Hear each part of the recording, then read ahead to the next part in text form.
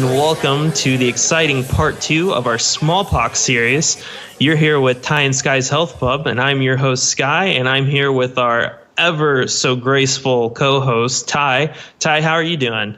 I'm doing well this afternoon. How are you doing, Sky? I'm doing wonderful, and I'm super excited to be talking about the smallpox vaccine. Yes. Those of you that might have seen our last episode on smallpox, since finding out so much about smallpox, I've just been so curious about, so how did people actually fight this, disease and eradicate it completely? Yeah. How was this war won? Yeah. Like how was the war won? And so, and being a lover of history myself, I decided, we're going to dig deep into this. We're going to dig a little bit, and we're going to get muddy in the waters of history. It's going to happen. So, and let's just tell you guys. So, originally we brought up facts before that, even as early as the 13th century AD back in China, there were third cases, century AD. 3rd century AD. Thank you.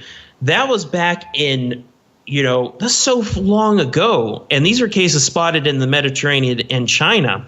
And, how long do you think it takes, Tyler, to actually get a vaccine prepared?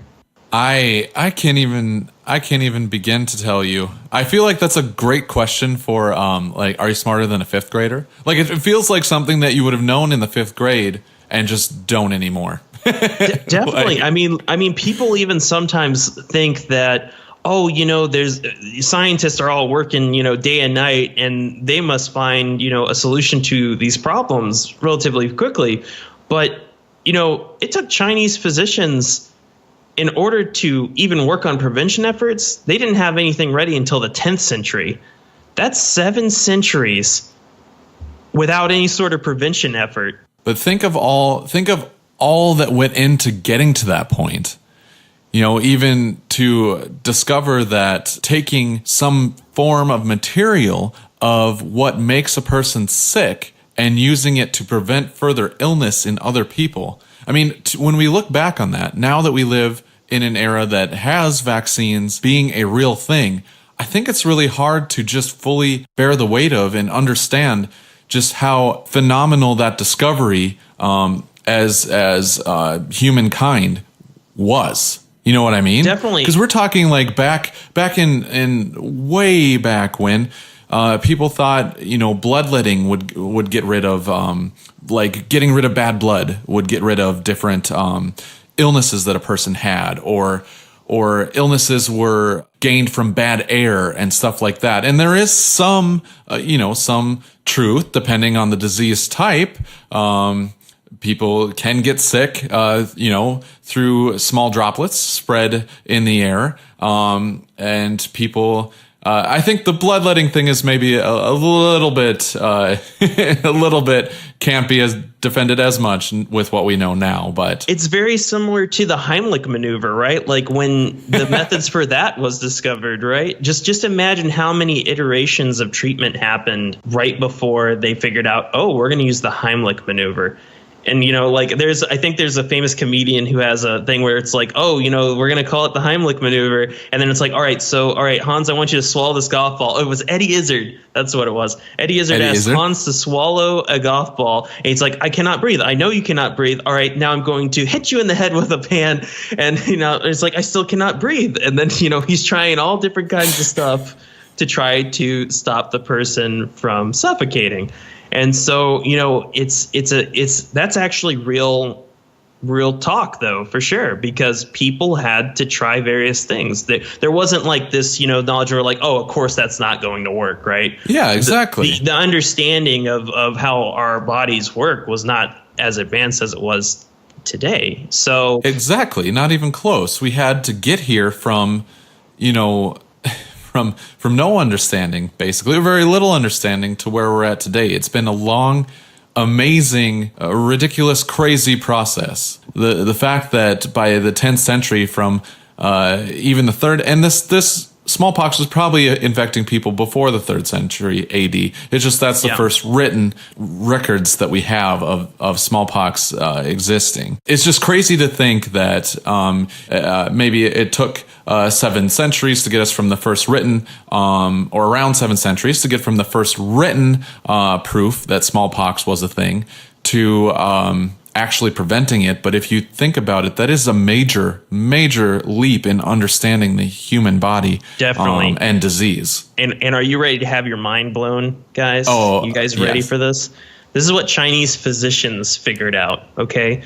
They found that they could have a patient almost experience immunity, okay? Immunity to smallpox. They found that nasal inoculation of people with the very material from those scabs would provide that immunity. So they took the scabs from someone with smallpox and shoved it right up their nose, and it worked. Hopefully the scabs weren't super large when they were shoving them right up their nose.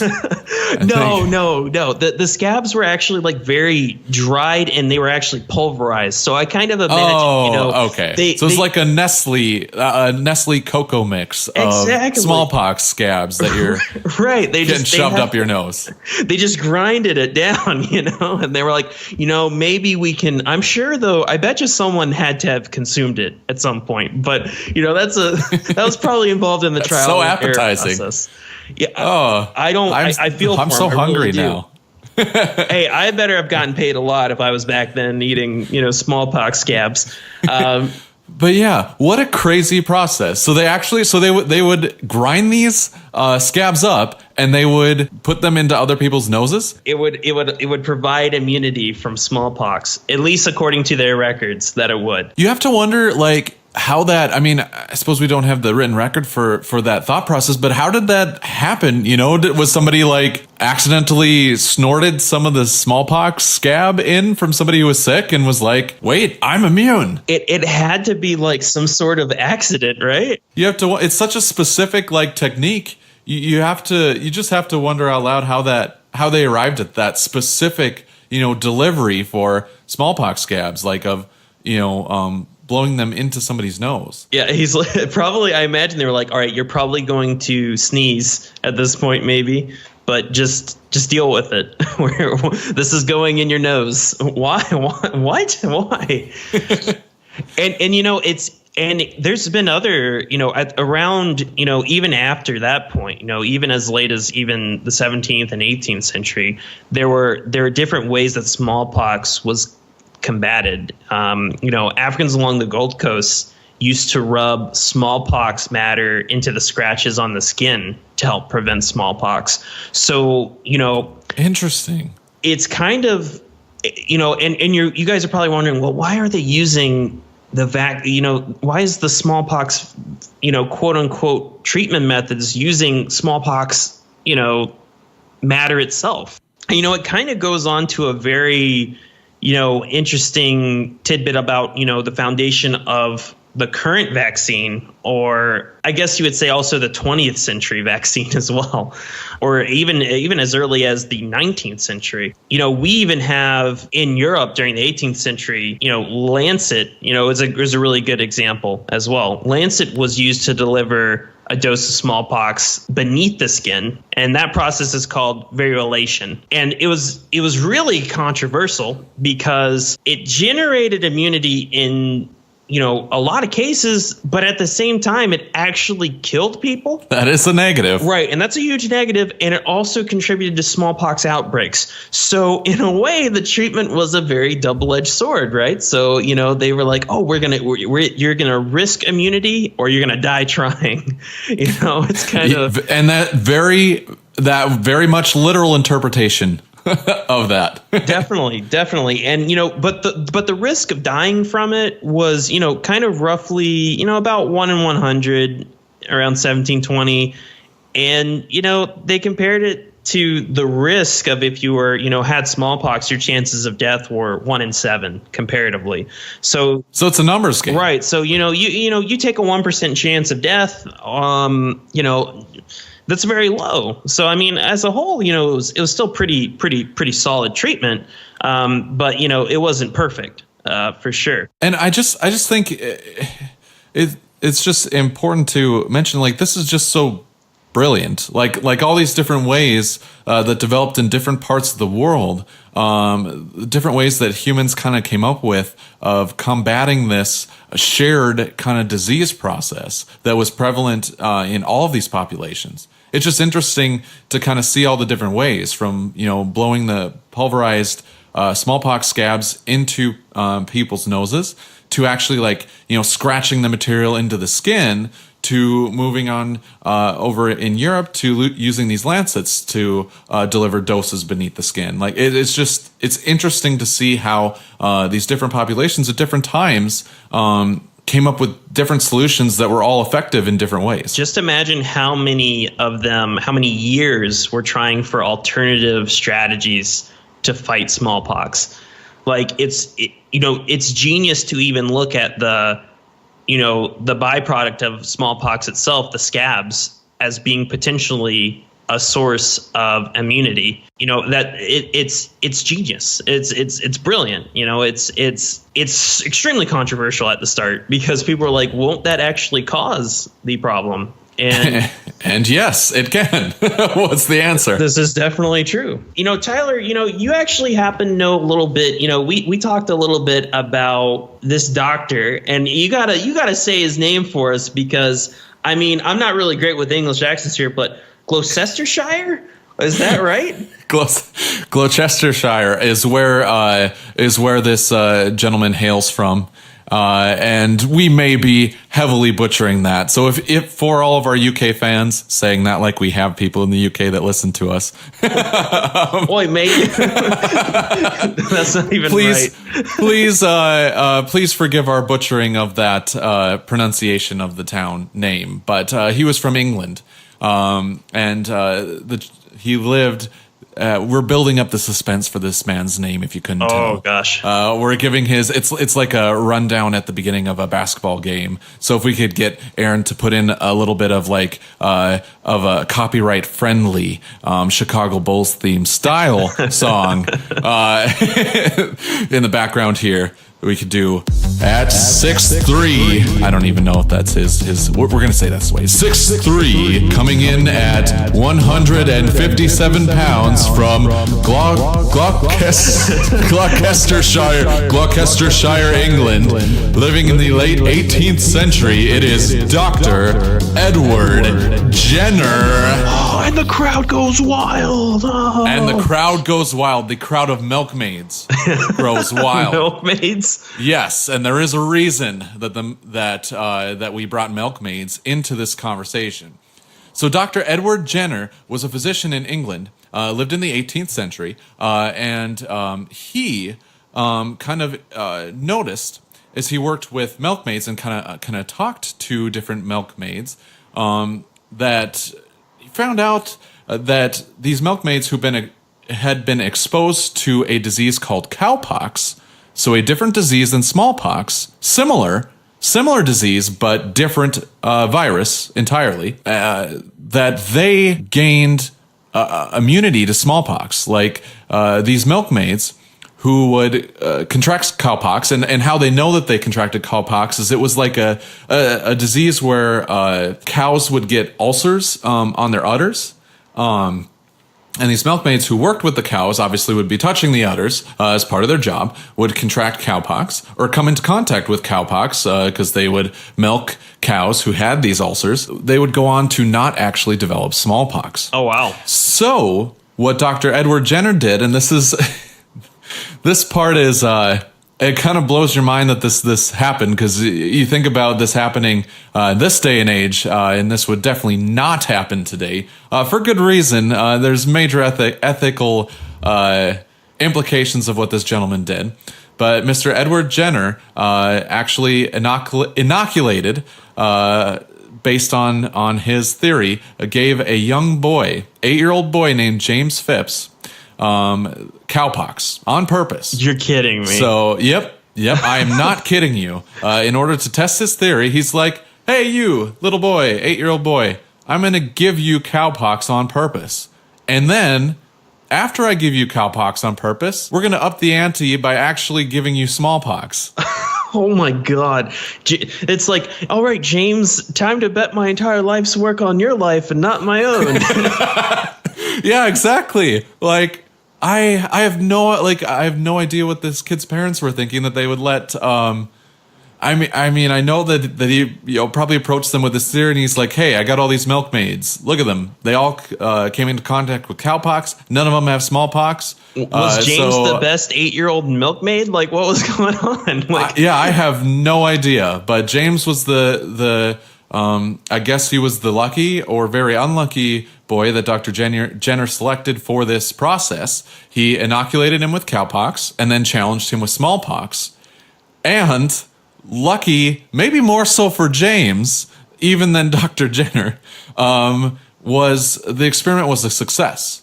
James did not develop smallpox after having been inoculated with cowpox. Just imagine how James was feeling. Yeah. Dr. Jenner, you're so terrible.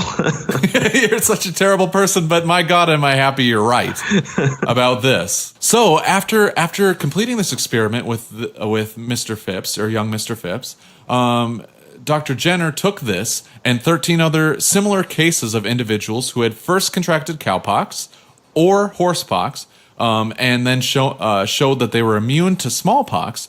He kind of wrote up a paper, and he submitted the paper to the Royal Society to be published. So it could be widespread, this finding that people who had come into contact with cowpox and horsepox and had contracted them would not contract smallpox, or contracted, kind of gained immunity to smallpox. However, the Royal Society rejected this paper and actually suggested he cease all investigations, maybe because he was inoculating random young children. Yeah, he was going around being like, all right, James, Jill, Jack, where you already have, cowpox. So, here, would you like to try some smallpox? Like, it's kind of, some smallpox no for your wonder cowpox? They rejected it. They were like, you're wild, man. You're absolutely, you're going crazy.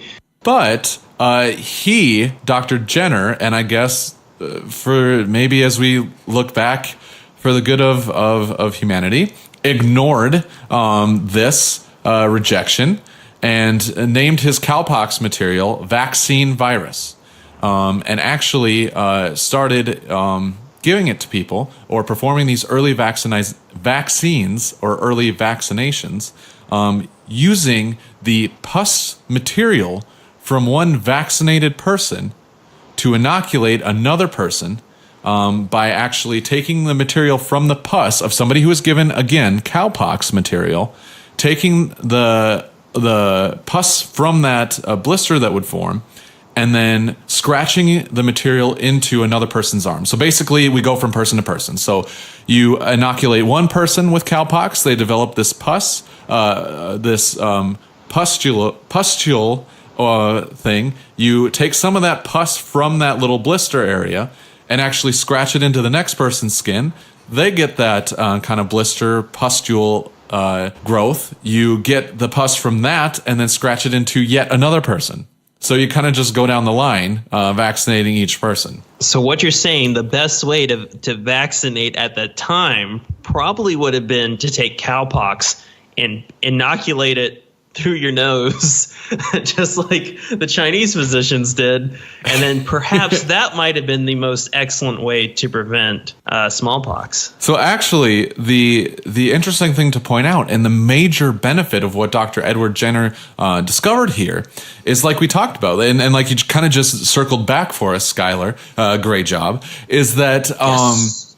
With these earlier methods of gaining immunity, they involved using smallpox itself. Dr. Jenner's method did not involve using smallpox. So you're taking away the risk of spreading smallpox and dying from smallpox through the inoculation process. So like we talked about, with these earlier inoculations using smallpox scab material, like the blowing of it into the nose or scratching it into the skin, people would still potentially die from smallpox, and they would also be contagious for smallpox and spread it to other people. Now, cowpox, which was not a deadly disease, was used in Dr. Jenner's kind of vaccine that he developed, it did not carry this deadly implication of people spreading smallpox, people dying from smallpox, because it was a different virus altogether. That makes sense. So now Dr. Jenner's looking a little bit better because of, because of that. But, it's still questionable. Still questionable, definitely. So that kind of got us to the point where we are today with the smallpox vaccine. So our smallpox vaccine today is a little bit different than the one that was given by Dr. Jenner. It does still contain live virus, and that makes it significantly different than other vaccines that we talk about, like measles, mumps, rubella, or even the flu virus, anything like that. It is a live virus, not a killed virus or a weakened virus like the other vaccines, many other vaccines that we talk about today. So it's the real deal. It's still a live virus. It is not the live smallpox virus like we talked about. It's a virus called vaccinia, which is like smallpox. So it's another pox virus, but it's a less harmful form. So basically, what happens, because this is a live virus, is people who are vaccinated have to take precautions. They have to take care of the arm where they're vaccinated to prevent the virus from spreading, because you can still spread that vaccinia virus to other people. Again, the major thing for us to drive home is the smallpox virus the vaccine for smallpox that Dr. Jenner used, the vaccine that we use now, today, or that was around in modern times, does not and cannot possibly give somebody smallpox. It is a different virus than smallpox. So essentially, they improved upon his methods and chose a better cowpox version than cowpox to use. Yeah, cowpox 2.0. But you can still spread that vaccinia virus itself from person to person through the scab material and the blister that forms, but you cannot spread smallpox. So people do have to take a little bit of care so they don't spread the vaccinia virus to somebody else. Sometimes when you get kind of vaccinated for it in modern times, people would experience mild symptoms like rash, fever, headache, body ache for a couple days. However, certain people kind of were at much higher risk for developing just kind of severe symptoms. These would be people who are immune compromised. So people who are HIV positive, people who've had a transplant of any organ and thus are taking immune suppressant medications, people who have cancer or are being treated for cancer, because a lot of chemotherapy drugs actually turn down the immune system as well. Or, like we talked about, kind of the common theme with some of these things we've listed so far are anybody who's taking medication that suppresses the immune system, including steroids.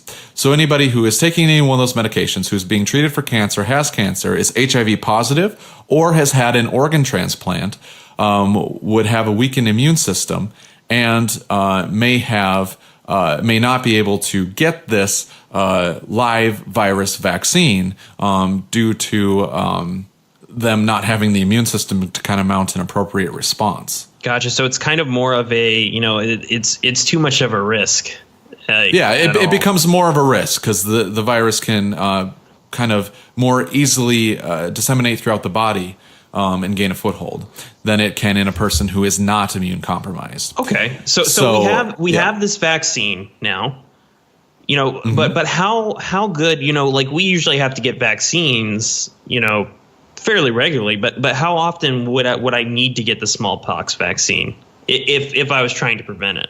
Great question. So the smallpox vaccine can protect a person from smallpox for about 3 to 5 years. After that time, after the 3 to 5 years, its ability to protect a person decreases. So you kind of have to continue getting booster vaccinations for long-term protection from smallpox. And those who kind of were vaccinated at this interval were the vaccine itself was 95% effective at preventing infection in those people. So it's a very effective means for stopping transmission of smallpox. So that's actually really that's highly effective for a vaccine. That's a pretty good percentile to be at, 95%. Given all of its limitations with those that have weaker immune systems. It seems like we've come a long way since noses, for sure. Oh, we definitely have. And like we mentioned, even just the discovery that we don't have to use the actual smallpox virus and deal with the negative consequences of using the actual smallpox virus.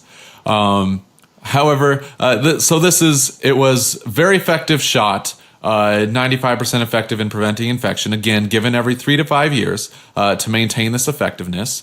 However, it does not sound like it was a very fun vaccine to receive. It's not a normal shot. It utilized a special technique that is quite different than what you expect for most vaccinations of the doctor today. So basically, what happened is there was a 2-pronged needle, which just sends shivers down my spine to think about. So we have a bifurcated 2-pronged needle that's dipped into vaccine solution so that it holds kind of droplets of that vaccinia virus that's used for the vaccine, that live virus again.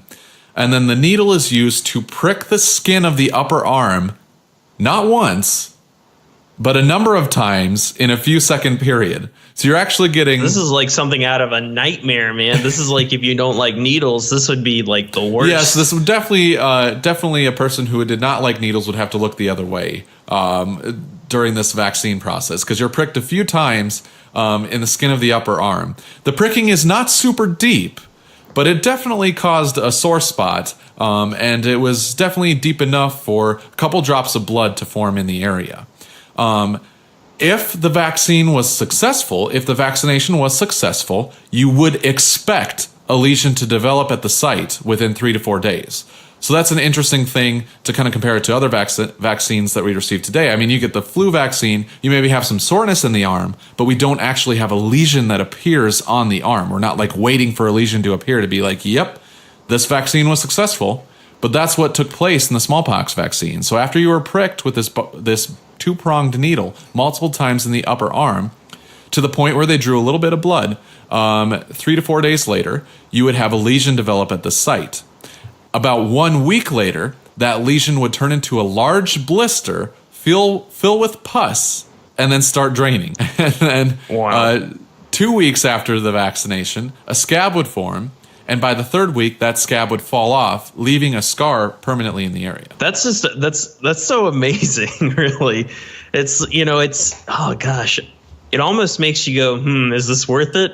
I mean, well, when you think about the small scar in one area of your body and dealing with this, for 3 weeks every 3 to 5 years versus like permanently disfigured scars all over your body, potentially in your eyes, in your mouth, nose, leaving you permanently disfigured, and a 30% chance of death, I think I'd still take the scar in the arm. I think so too. For sure. You're right. It does not sound fun by any stretch of the imagination. But, for all of you guys, though, out there, let us know, which method you would rather be treated with. Would you like to go with the Dr. Jenner approach where, Dr. Jenner comes by and it's like, all right, hello, would you like some cowpox? And you go, yeah, sure, help me out. Which method would you like to go? Or would you like to go with the Chinese physician that, shoves stuff up your nose? Just really think about it. Let us know below, exactly what you're thinking, or, any other comments you have about smallpox, or any stories that you might have heard, even from, family stories. Those are also pretty good. Yeah. That's a wonderful challenge. And I actually would like to do that myself. Awesome. You should ask your parents, grandparents, uncles, aunts, as you hang out around them in the holidays, during the holidays or anything like that. Ask them if any of them has any memory of smallpox. I mean, when you think parents and uncles and aunts maybe don't have much of a memory of it, but especially if you have grandparents, ask them if they have any memory of smallpox, being vaccinated against smallpox or anything like that. That'd be a great, very interesting discussion to have. For sure. And it's important for us to note as we draw some suspense for the next episode that it is currently not super easy to get vaccinated for smallpox. Not that after you hear this description of what the vaccination is like, that you may not want to be rushing out like, yeah, let me get pricked in the arm with a 2-pronged needle for a couple seconds. That sounds wonderful. Ty, where's my vaccines at? Where are they at? You will just have to wait until our next episode is released, Skylar. Oh, fiddlesticks. Figure out the answer to that. Fiddlesticks is right, but as always, let's raise our glasses for a toast. All right. I'm going to let you take the lead on this one, Skylar. All right, here we go. To knowledge good and true. To the future health of youth and the prosperity that they bring. Thank you, guys. Cheers.